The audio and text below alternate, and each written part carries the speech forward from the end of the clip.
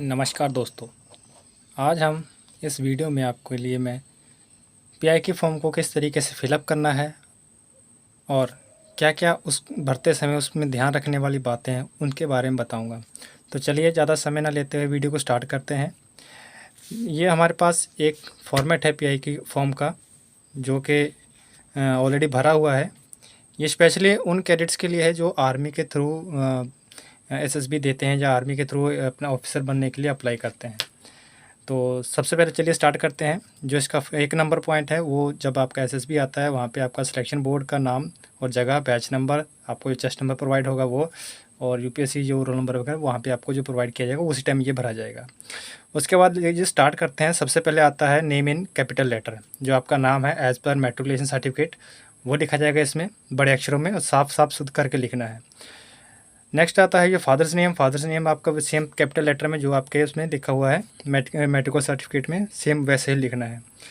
उसके बाद 4.4 में ये 3 पॉइंट आते हैं, जिसमें सबसे पहले प्लेस ऑफ मैक्सिमम रेजिडेंस, जिसमें आपका प्लेस, डिस्ट्रिक्ट, स्टेट और विद अप्रोक्सीमेट पॉपुलेशन लिखना है। इसमें आपने क्या करना है, आपके डिस्ट्रिक्ट, आपके विलेज का नाम, तहसील, डिस्ट्रिक्ट, स्टेट और पिन कोड ज़रूर डालना है इसमें। कई स्टूडेंट्स क्या करते हैं, इसमें पिन कोड नहीं डालते हैं। पिन कोड डालने के बाद फिर पॉपुलेशन नहीं डालते हैं, तो इसमें पॉपुलेशन डालना भी ज़रूरी होता है। और ध्यान रखिए, पॉपुलेशन आपको मैक्सिमम रेजिडेंस प्लेस की पूछी गई है, तो आपके डिस्ट्रिक्ट या तहसील की आप उसमें पॉपुलेशन डाल सकते हो। सेम आपका जो प्लेस ऑफ प्रेजेंट रेजिडेंस, आप अभी कहाँ रह रहे हो वो वाला एड्रेस लिखना है। अगर ये दोनों अलग हैं तो अलग अलग भर दीजिए, अगर सेम ही है तो इसे एज़ पर ड्यू नहीं करना है। कई कैंडिडेट्स क्या करते हैं, डैश मार के ड्यू कर देते हैं, वो नहीं करना, वो इस सिचुएशन में गलत हो जाता है। अगर सेम एड्रेस है तो सेम उसको वापस से फिर से भरिए। नेक्स्ट आता है परमानेंट एड्रेस। परमानेंट एड्रेस मतलब जो आपका परमानेंट रिहायशी एड्रेस है, जिसमें आपका डाक का आदान प्रदान होता है, वो आपका एड्रेस। अगर ये तीनों सेम है तो तीनों को बार बार रिपीट करके भरना है और इसमें ड्यू नहीं करना है। नेक्स्ट आता है साहब वेदर डिस्ट्रिक्ट हेडक्वार्टर और नोट। मैक्सिमम ये जैसे होता है, हर एक डिस्ट्रिक्ट में लगभग हेडक्वार्टर होता है या कहीं ना कोई, तो ये इसमें यक्स आएगा। 5वां आता है, नेक्स्ट पॉइंट है fifth, fill the details state and district. जो आपका स्टेट है, और पहले स्टेट और फिर बाद में उसके साथ डिस्ट्रिक्ट। धर्म कौन से आप संबंध रखते हैं, और कास्ट कौन से आप कास्ट से संबंधित रखते हैं, तो वो कास्ट लिख दीजिए। आपकी मदर टंग कौन है, मेरे इस केस में पंजाबी है तो इसमें पंजाबी लिख दिया है। डेट ऑफ बर्थ आपको डीडी, एमएम और वाई के फॉर्मेट में भरना है, यानी कि डेट, मंथ और ईयर के बारे में। और नेक्स्ट आता है मैरिड, सिंगल और विडोर। अगर मैरिड है तो मैरिड, सिंगल है तो सिंगल, और विडोर केस में विडोर आ जाएगा। नेक्स्ट आता है, नेक्स्ट के 3 पार्ट हैं 6 नंबर के।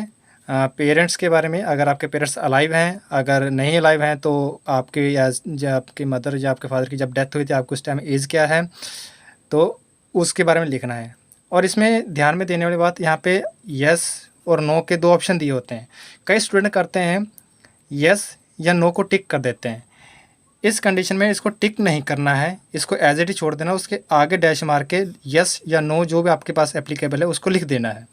कई स्टूडेंट क्या करते हैं, टिक करते हैं, टिक नहीं करना है, इसमें प्रॉपर लिखना है। फिर उसके बाद आता है if not alive your age at the time of mother's और फादर्स डेथ।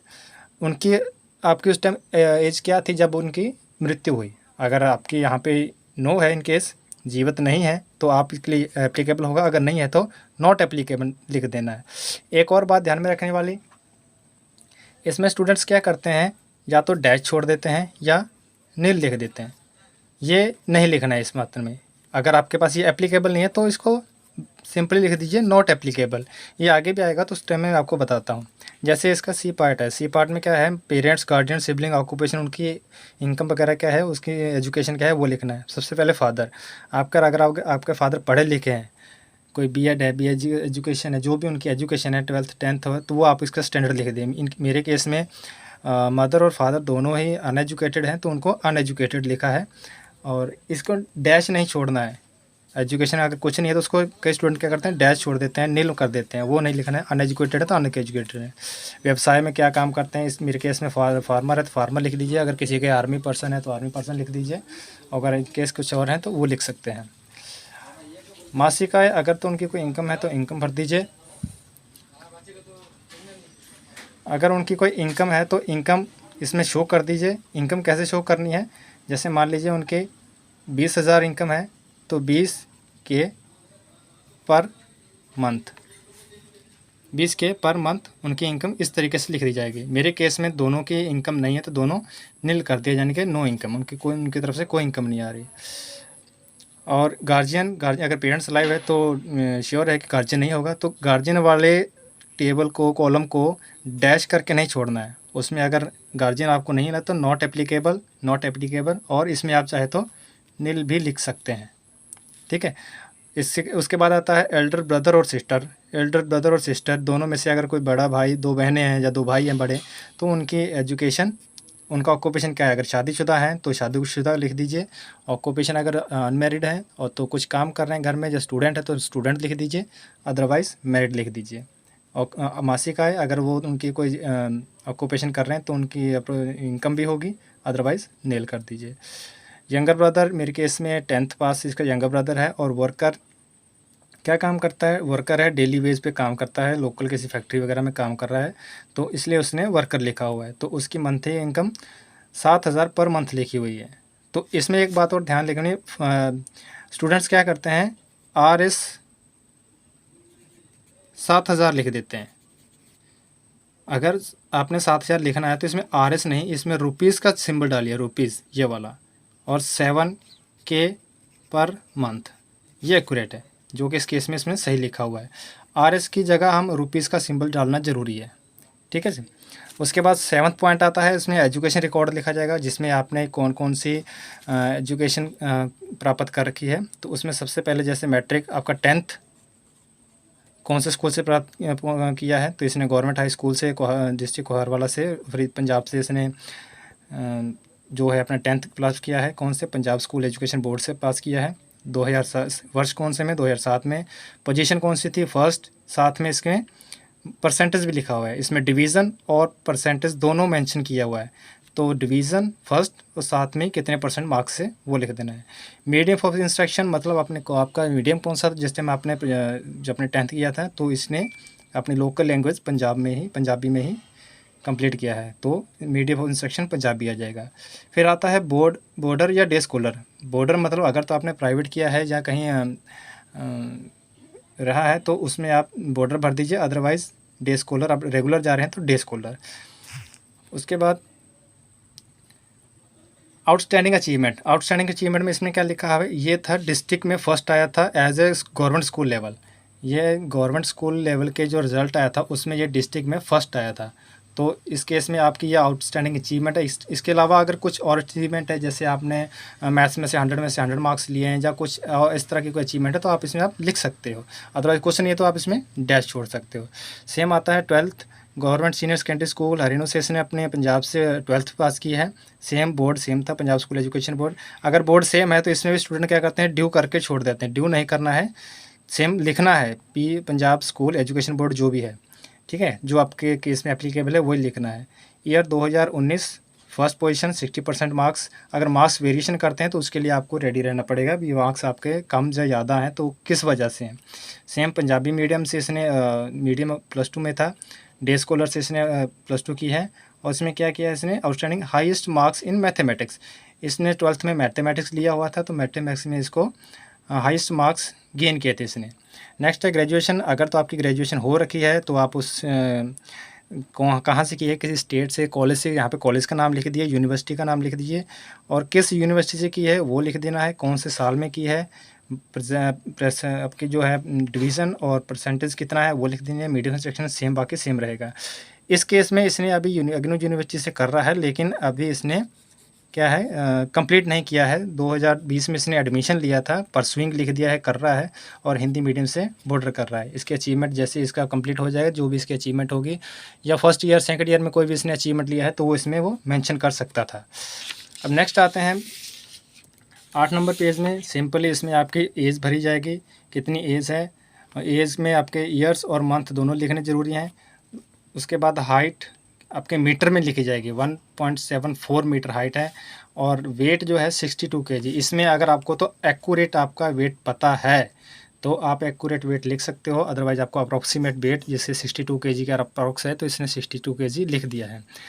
वर्तमान present occupation and presently monthly income if any, अगर उसकी कोई प्रेजेंट में क्या कर रहा है। इस केस में ये एक आर्मी पर्सन है, तो इसने जीडी सोल्जर लिखा हुआ है और एनुअल इनकम जो इसकी मंथली इनकम है वो लगभग 50,000 पर मंथ है। तो 50,000 51,000 के आसपास इसकी लाई करती है, तो इसने 50,000 पर मंथ इनकम लिखा हुआ है।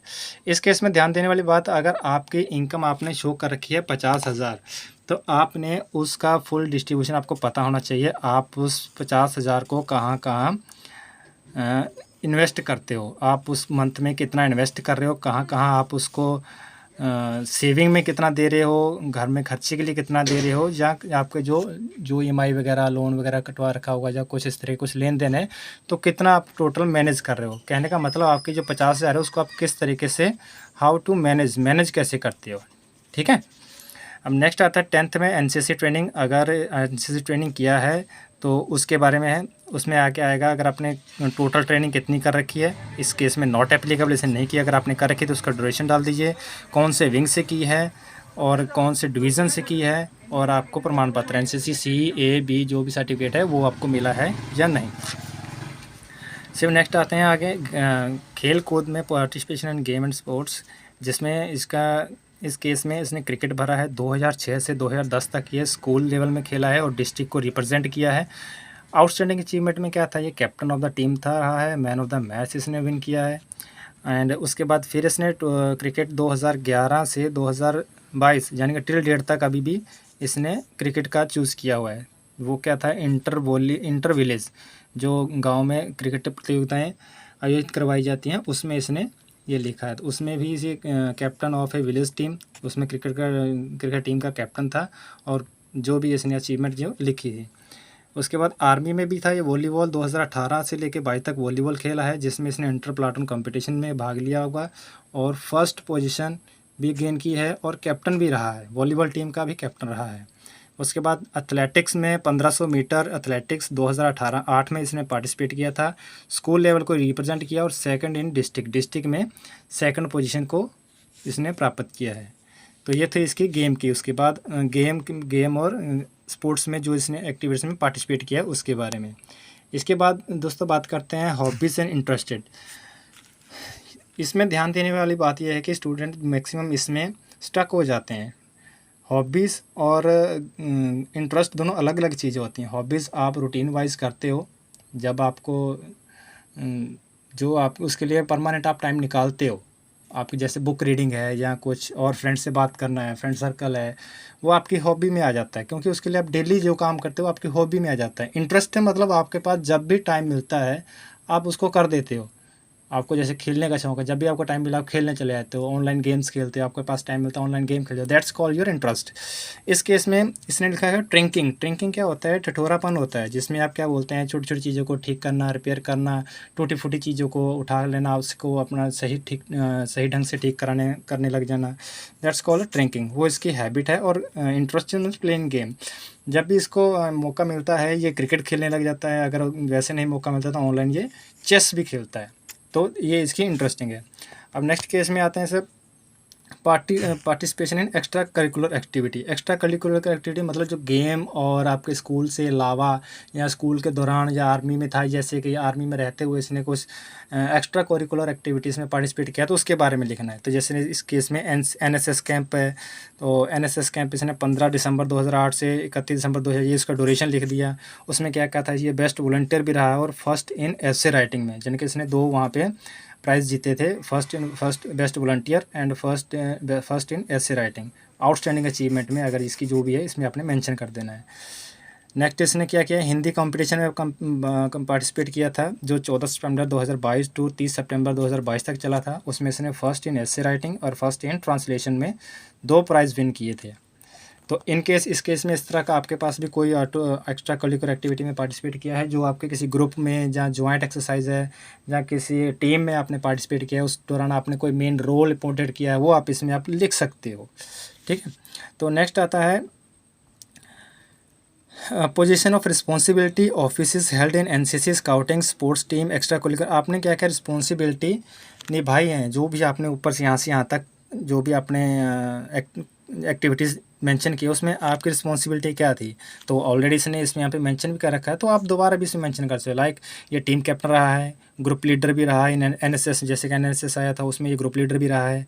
फिर ये अभी जैसे आर्मी में था, आर्मी सेक्शन कमांडर चलता है, स्कूल में था तो क्लास मॉनिटर था, ओवरऑल कमांडर रहा है किसी एक्सरसाइज के दौरान, ये ओवरऑल कमांडर भी रहा है, ट्रेनिंग एनसीयू की ड्यूटी की है इसने, हाउस होल्ड चोर्स मतलब घर में ये सबसे रिस्पॉन्सिबल पर्सन, सीनियर घर में बड़ा लड़का होने के कारण ये हाउस होल्ड चोर्स में भी रिस्पॉन्सिबल रहा है। उसके बाद प्लाटून 2 IC, जिस भी ये आर्मी ऑर्गेनाइजेशन में काम कर रहा है उसमें प्लाटून 2 IC की भी ड्यूटियाँ इसने की हुई है। उसके बाद कमीशन, नेचर ऑफ कमीशन, कौन से कमीशन के अप्लाई किया हुआ है, तो वह है स्पेशल कमीशन ऑफिसर यानी कि SU कमीशन के लिए इसने अप्लाई किया हुआ है।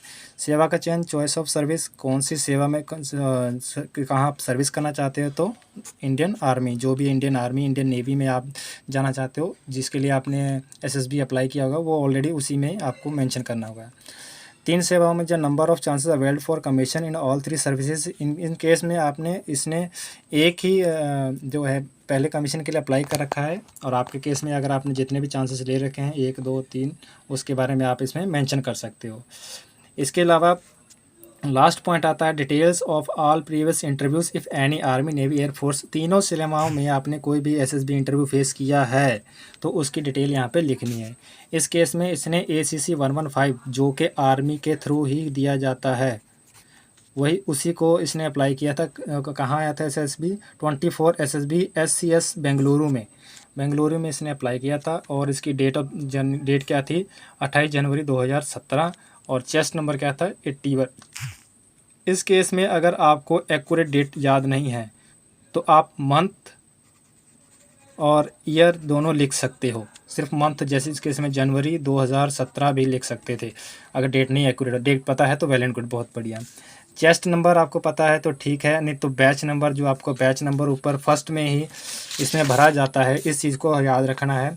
बैच नंबर जो आपको दिया जाएगा सिलेक्शन बोर्ड, और बैच नंबर जैसे इस केस में ACC 115 था तो बैच नंबर ACC 115 अल्फ़ा, ठीक है। तो इस केस में इसको चेस्ट नंबर याद था बंदे को, तो इसने अपना चेस्ट नंबर मेंशन कर दिया, जो कि ये बहुत ही अच्छी बात है अगर आपको अपना चेस्ट नंबर याद है। तो गाइस आई होप कि आपको पूरा इसके बारे में समझ आ गया होगा। अगर फिर भी आपको इसमें कुछ किसी तरीके का कोई डाउट है तो आप कमेंट सेक्शन में प्लीज़ कमेंट करके पूछ सकते हैं। जय हिंद।